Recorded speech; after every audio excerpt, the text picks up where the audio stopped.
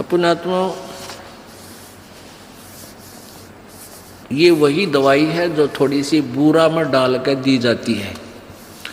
ये वही ज्ञान है जो परमात्मा ने बताया है। इस शब्द यानी पद्य भाग में इसको उसी तरीके से समझाया है। क्या बताया है कि त्रिकुटी में झांक सुरता तो हे पति बुलावे हे, इस मोह ममता के जाल में यू काल फंसावे। आप दूसरे एक दूसरे में फंसे बैठे हैं।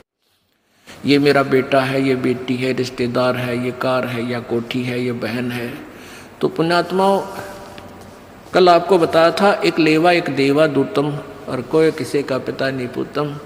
ऋण संबंध जुड़ा एक ठाठा अंश में सब बारह बाटा। ठीक है, जब तक हमने ये देख लो कि हम सफ़र कर रहे हैं,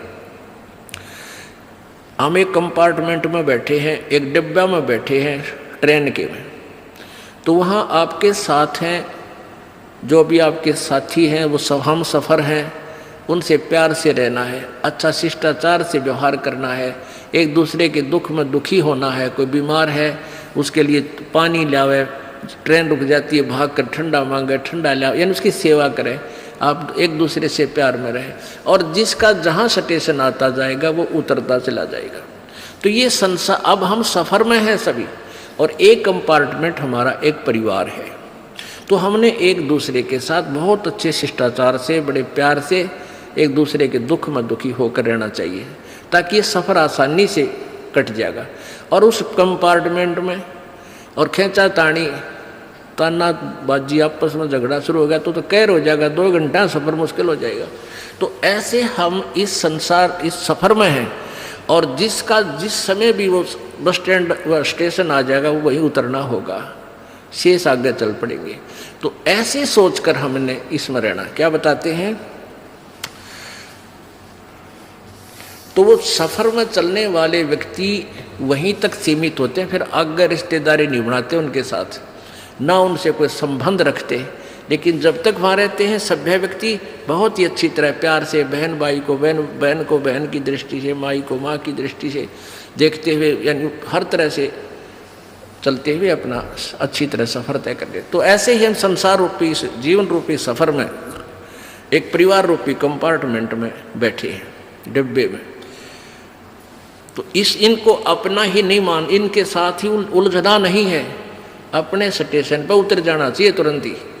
तो ऐसे ही हमने यहाँ से आगे चलने की विधि बनानी है।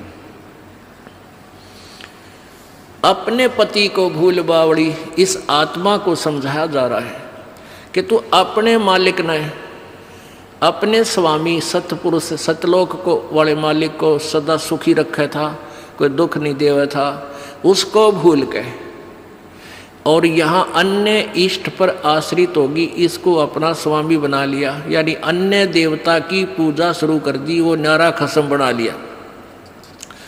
खसम माने स्वामी, मालिक, इष्ट, जिसकी हम आड़ लेते हैं, जिससे कुछ इच्छा करते हैं।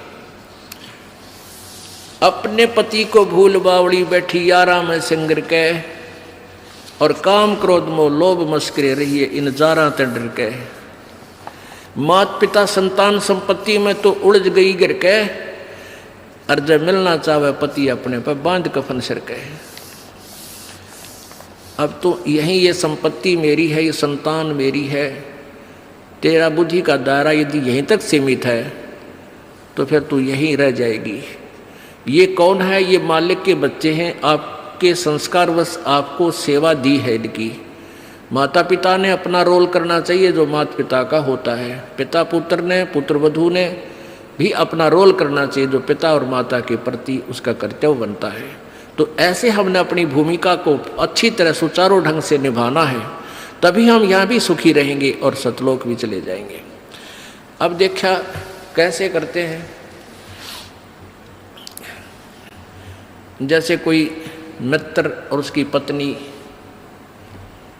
आ जाते हैं मिलने के लिए, तो हम क्या करते हैं, मित्र को भी पूरा रिस्पेक्ट देते हैं, आओ आओ भाई साहब यहाँ बैठो।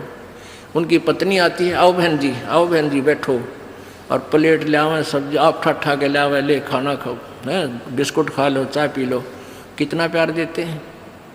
और अपनी पत्नी ने खुरकावा है, घुटकी गाल है तो, और दूसरे की पत्नी को कितना प्यार से बोल रहे हो। तो क्यों ना हम अपने घर में भी ऐसा ही माहौल बना लें।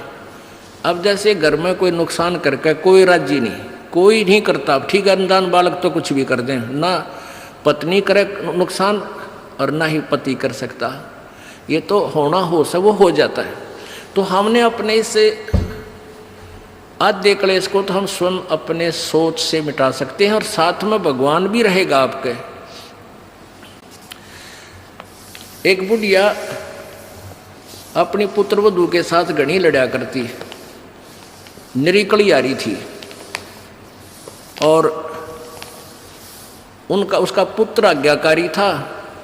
वो आते गंदी तेरी बहू ड्यों करे है, तेरी बहू ऐसे करे है, वो आते उस बहू ने अपनी पत्नी ने गढ़ता, वह बेचारी अपना टाइम पास करी। एक दिन क्या हुआ कि कोई बहन सत्संग में जाया करती थी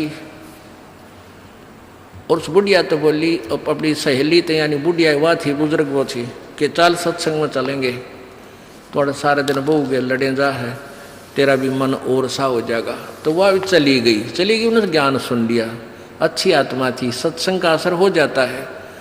उसने अपना नाम ले लिया, 2-4 सत्संग सुने तो बुढ़िया में बहुत फर्क पड़ गया, परिवर्तन हुआ।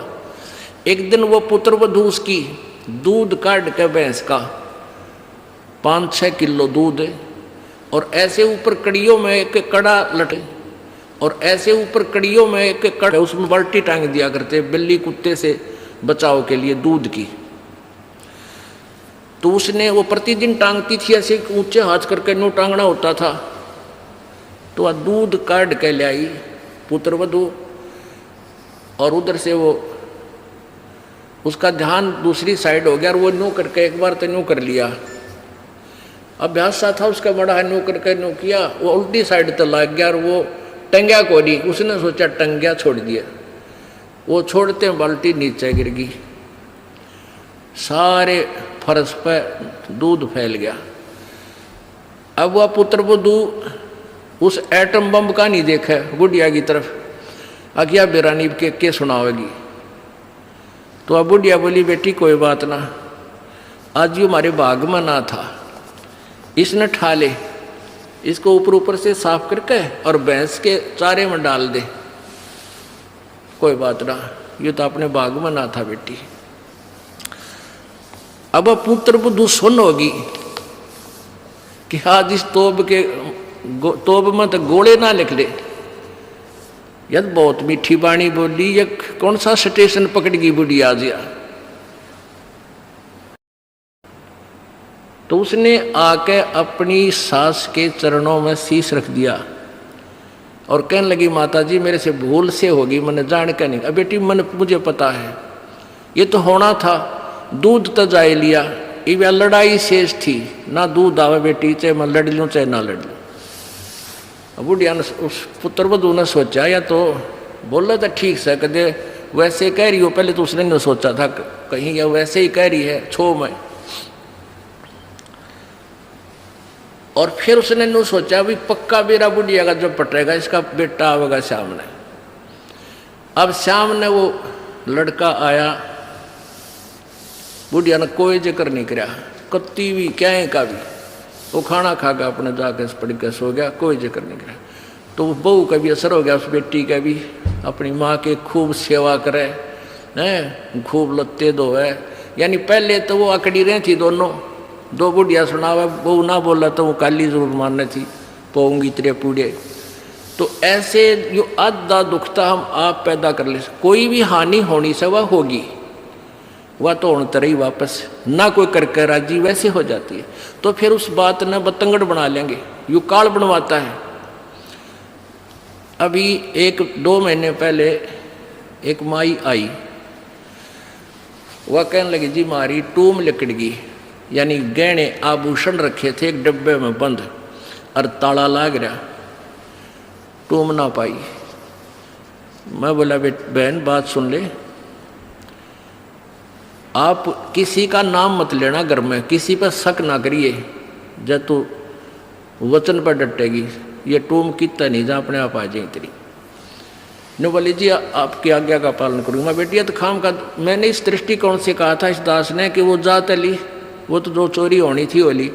अब यो एक दूसरे पर शक करके दुश्मन और बन जाएंगी, एक कड़ा और काल शुरू करवा देगा। लेकिन उस बेबे ने इस दास के वचन का पालन किया। नो बोली जी कत्ती जक्र नहीं किया। और उस पुत्र बुद्धि से भी कह दिया बेटी कोई बात ना, महाराज जी का आदेश है, किसी पर शक नहीं करना है, ना किसी का नाम लेना, हमारी होंगी तो आ जाएंगे। अब 2 महीने पहले 3 महीने पहले की बात थी। अब चौथा दिन 5वां दिन है, उस दिन आई वह पुत्र वधु और वह पत्नी वह बहन। न्यो बोली जी वह न्यो की न्यो पागी टूम 2 तालियां के भीतर। और इस बउआ का हाथ लगी या भाजी आई कि माँ देख टूम न्यो की न्यो दरी इसमें, और वही डब्बा न्यो का न्यो उन तालियां के भीतर है। कल बतावा रो में चौथा 5वां दिन आकर। तो पुण्यात्माओं इस युग काल चाव है कि इनके रोज जूत बाजे किसी भी कारण से, पिता पुत्र की, भाई बहन की, और आपस में पति पत्नी की, सास बहू की, इन्होंने तो फिर आपस में फिर समाज की। इसने ये चाहता है कि भक्ति तो दूर हो जाए, भगवान का नहीं सोचे, नहीं अपने ही खड्डे में आप पड़े रहें। और परमात्मा चाहता है ये बच्चे आपसी राग द्वेष छोड़ कर मेरी तरफ ज़्यादा ध्यान दें, तब कल्याण होगा।